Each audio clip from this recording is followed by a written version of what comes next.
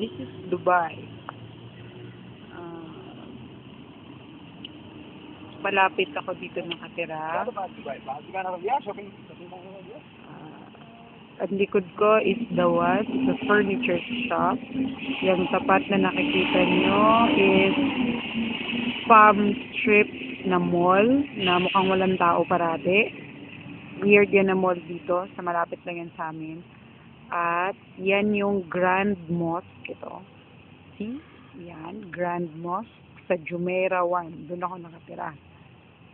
Sa likod ng banda ang bahay namin. Napakalaking mosque niyan dito.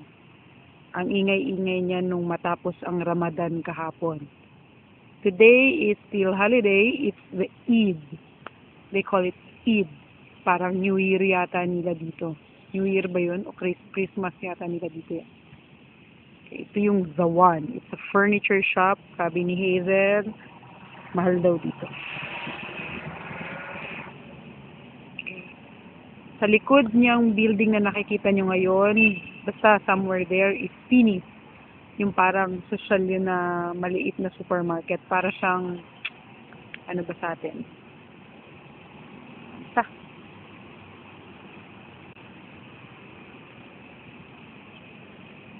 Social mga sasakyan dito. I see a Porsche.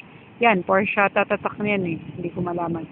Prado, Nissan, Cayenne, very common dito yung mga Accord, Camry, yun, ayun, may Hammer yata yun eh, ewan, hindi yata Hammer yung Honda yata yun.